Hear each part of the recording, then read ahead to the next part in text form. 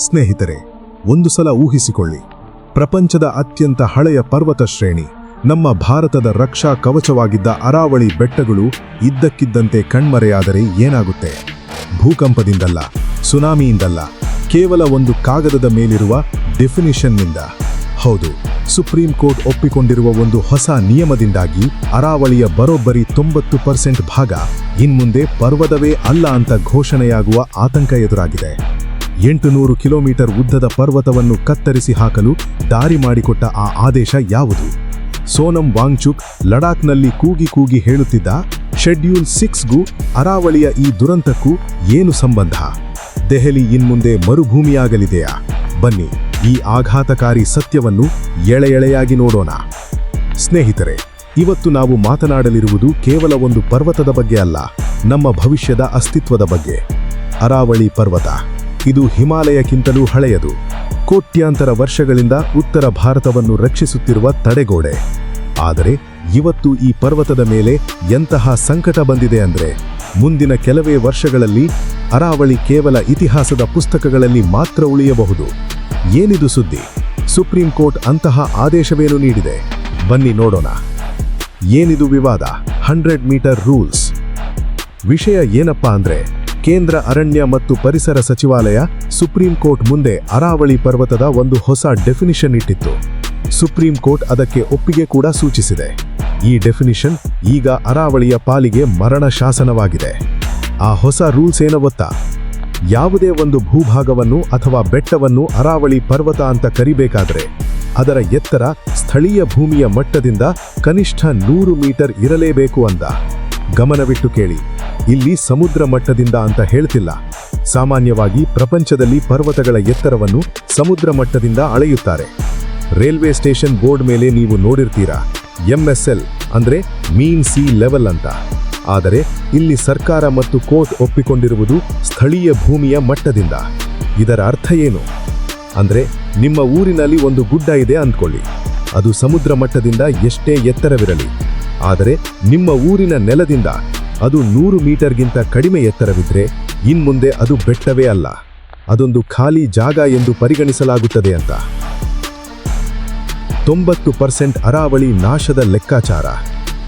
ಈ ಹೊಸ ಡೆಫಿನಿಷನ್ನಿಂದ ಆಗುವ ಅನಾಹುತ ಏನು ಗೊತ್ತಾ? ಫಾರೆಸ್ಟ್ ಸರ್ವೆ ಆಫ್ ಇಂಡಿಯಾ ಪ್ರಕಾರ ಅರಾವಳಿ ವ್ಯಾಪ್ತಿಯಲ್ಲಿ ಒಟ್ಟು 12,081 ಬೆಟ್ಟಗಳು ಅಥವಾ ಗುಡ್ಡಗಳನ್ನು ಮ್ಯಾಪ್ ಮಾಡಲಾಗಿತ್ತು. ಆದರೆ ಈ ಹೊಸ 100 ಮೀಟರ್ ರೂಲ್ಸ್ ಹಾಕಿದಾಗ ಅದರಲ್ಲಿ ಉಳಿಯುವುದು ಕೇವಲ 1,048 ಬೆಟ್ಟಗಳು ಮಾತ್ರ. ಅಂದರೆ ಕೇವಲ 8.7% ಬೆಟ್ಟಗಳು ಮಾತ್ರ ಈ ಹೊಸ ನಿಯಮದ ಪ್ರಕಾರ ಅರಾವಳಿ ಎಂದು ಕರೆಸಿಕೊಳ್ಳುತ್ತವೆ. ಉಳಿದ 91.3% ಬೆಟ್ಟಗಳು, ಅಂದರೆ ಸುಮಾರು 11,000ಕ್ಕೂ ಹೆಚ್ಚು ಬೆಟ್ಟಗಳು ಇನ್ಮುಂದೆ ಕಾನೂನಿನ ರಕ್ಷಣೆಯನ್ನು ಕಳೆದುಕೊಳ್ಳುತ್ತವೆ. ಅವುಗಳನ್ನು ಅರಾವಳಿ ಎಂದು ಕರೆಯಲಾಗುವುದಿಲ್ಲ. ಯಾವಾಗ ಒಂದು ಬೆಟ್ಟ ಪರ್ವತ ಅಥವಾ ಅರಣ್ಯ ವ್ಯಾಪ್ತಿಯಿಂದ ಹೊರಗೆ ಹೋಗುತ್ತದೋ ಅಲ್ಲಿ ಮೈನಿಂಗ್ ಮಾಫಿಯಾ, ರಿಯಲ್ ಎಸ್ಟೇಟ್, ಹೋಟೆಲ್ಗಳು ಮತ್ತು ಅಕ್ರಮ ಒತ್ತುವರಿ ಮಾಡಲು ಲೈಸೆನ್ಸ್ ಸಿಕ್ಕಂತೆ ಸರಿ. 800 ಕಿಲೋಮೀಟರ್ ಉದ್ದದ ಪರ್ವತವನ್ನು ಕತ್ತರಿಸಿ ಹಾಕಲು ಪರೋಕ್ಷವಾಗಿ ಗ್ರೀನ್ ಸಿಗ್ನಲ್ ಸಿಕ್ಕಿದೆ. ಅರಾವಳಿ ಹೋದರೆ ಏನಾಗುತ್ತೆ?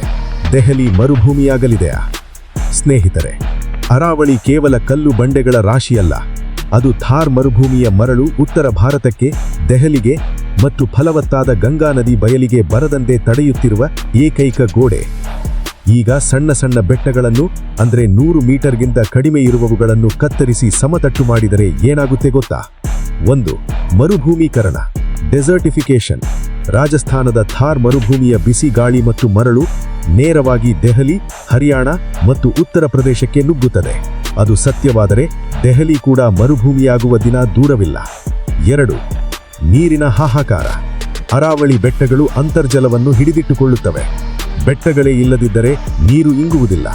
ಈಗಾಗಲೇ ನೀರಿಲ್ಲದೆ ಒದ್ದಾಡುತ್ತಿರುವ ಈ ಪ್ರದೇಶಗಳು ಸಂಪೂರ್ಣ ಬತ್ತಿ ಹೋಗುತ್ತವೆ. 3. ಜೀವ ವೈವಿಧ್ಯ ನಾಶ. ಚಿರತೆಗಳು, ಹಾವುಗಳು, ಅಪರೂಪದ ಪ್ರಾಣಿಗಳು ಎಲ್ಲಿಗೆ ಹೋಗಬೇಕು? ಅವುಗಳ ಆವಾಸ ಸ್ಥಾನ ನಾಶವಾದರೆ ಮನುಷ್ಯರೊಂದಿಗೆ ಸಂಘರ್ಷ ಹೆಚ್ಚಾಗುತ್ತದೆ.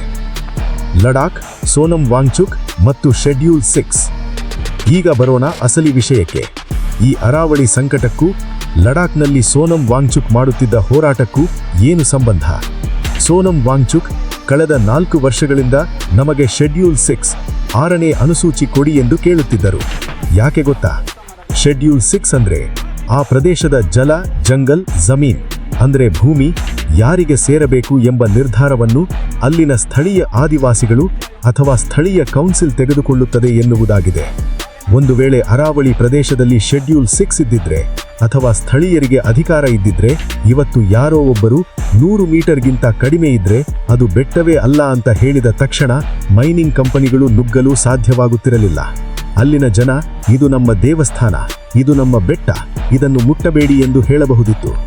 ಈಶಾನ್ಯ ಭಾರತದ ರಾಜ್ಯಗಳಾದ ಅಸ್ಸಾಂ, ಮೇಘಾಲಯ, ತ್ರಿಪುರ, ಮಿಜೋರಾಂನಲ್ಲಿ ಕಾಡುಗಳು ಇಂದಿಗೂ ಉಳಿದಿರಲು ಕಾರಣ ಅಲ್ಲಿರುವ ಶೆಡ್ಯೂಲ್ 6. ಅಲ್ಲಿ ದೊಡ್ಡ ದೊಡ್ಡ ಕಂಪನಿಗಳು ಹೋಗಿ ಮನಬಂದಂತೆ ಭೂಮಿ ಖರೀದಿಸಲು ಆಗುವುದಿಲ್ಲ. ಆದರೆ ಲಡಾಖ್ನಲ್ಲಿ, ರಾಜಸ್ಥಾನದಲ್ಲಿ ಈ ರಕ್ಷಣೆ ಇಲ್ಲ. ಅದಕ್ಕೆ ಸೋನಂ ವಾಂಗ್ಚುಕ್ ಭಯಪಡುತ್ತಿದ್ದದ್ದು.